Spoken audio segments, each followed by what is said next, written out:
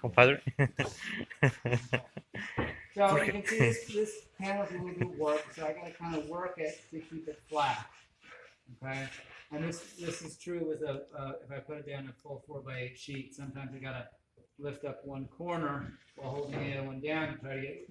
Sometimes I can't get it to stay flat, but I want to get as much of it as flat as I can and still stay against the wristband. Okay, so I have a question. Yeah. Would this be a time where you see which one would be easier to cut? It could be. Okay. But sometimes I want the A side up. Okay. So with most plywoods, there will be an A side and a B side. Generally, you want to have the A side up and so that will give you the clean cut. The B side is going to be the inside of your cabinet, or the back, or the bottom, or something else. Right? So you want your clean cut on the A side or the X side. Okay. Now, if I'm going to rip a bunch of these, I will go ahead and set my rip fence now to the width that I want. And anybody get tape measure?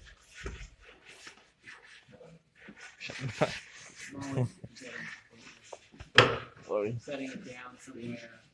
When I worked in the wood shop, I used to have a little nail apron, and I would keep my pencil, my tape measure, and I had a little square. Thank you, sir. I had a little square that I would keep in there too, so I could check. But the real days. Okay.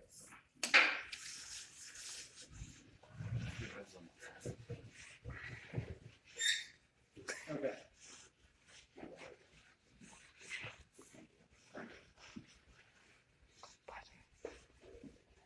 So,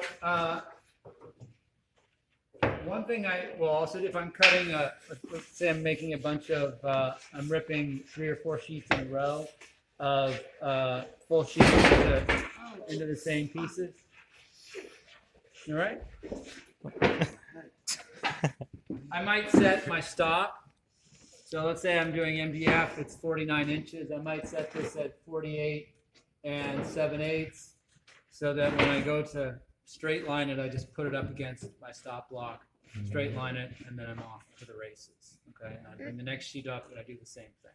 Okay, so the stops are always handy and important to making your work day as efficient as possible. Okay, so but that also lets me know about how much I'm ripping off, because generally I just want to rip off a little bit. With this one, it doesn't really matter. I can take off a lot if I feel like it. But generally I want to take off, not more than an inch. So, can you turn on the dust collector for me?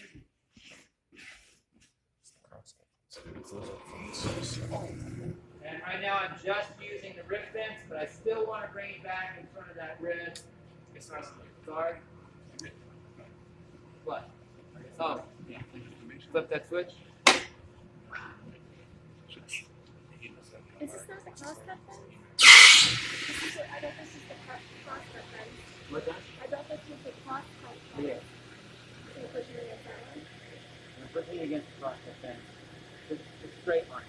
Did I say rip fence? Yeah, that's on. Okay. Okay. I'm a little bit stuck. Yeah, So I want to try to keep that down. A little far enough. No. Ripping.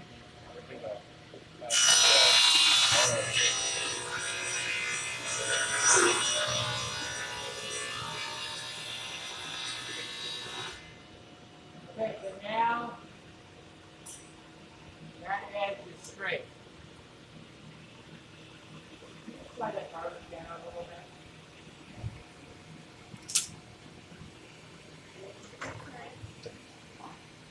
Now I want to pull this away from the blade, and then I'm going to bring the table back. Now I'm going to flip this piece over. Because of this irregular cut, obviously I couldn't put this against the cross-cut fence when I was starting. But now that I'm ripping it, I want the wider end to go through first in this case. So I'm going to flip this over. And I don't care about the A side or the B side so much. Now, when I'm ripping, I want to make sure that I keep that against the rip fence. Okay? So I come up here, I can push the thing forward a little bit. And now I'm going to push this. Now the table may not move until the workpiece engages with the crosscut fence and then pushes it through. When I talk about not using the two fences together, this is an exception because I'm not really using the fence.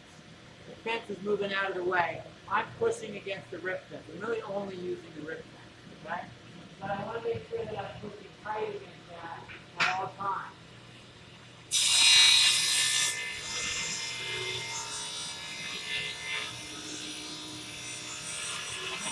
Finish up.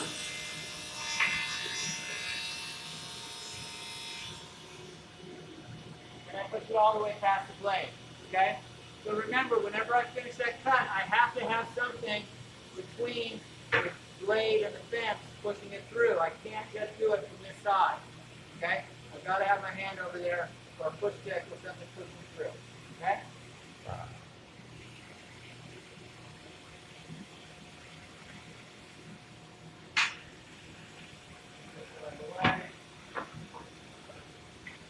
Now I already moved that out of the way. Back here. Again, I want to come back in front of the red. Now I push this over and then make that cut.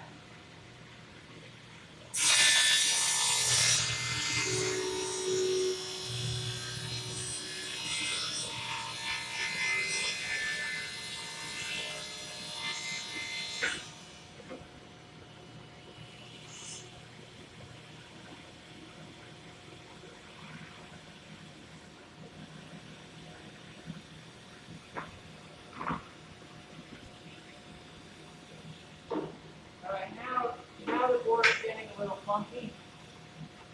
Because I want to be able to push. I don't want to rip this through now and have to push all the way back here. So I'm going to cut that off up there and then flip it again.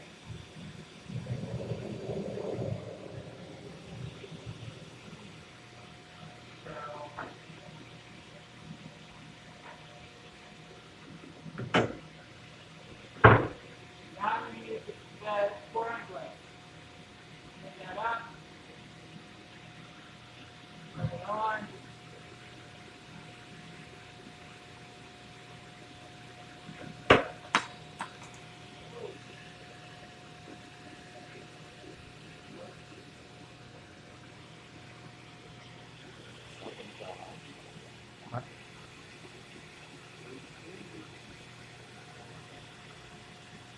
This is the thing that holds this ruler in place on this other side.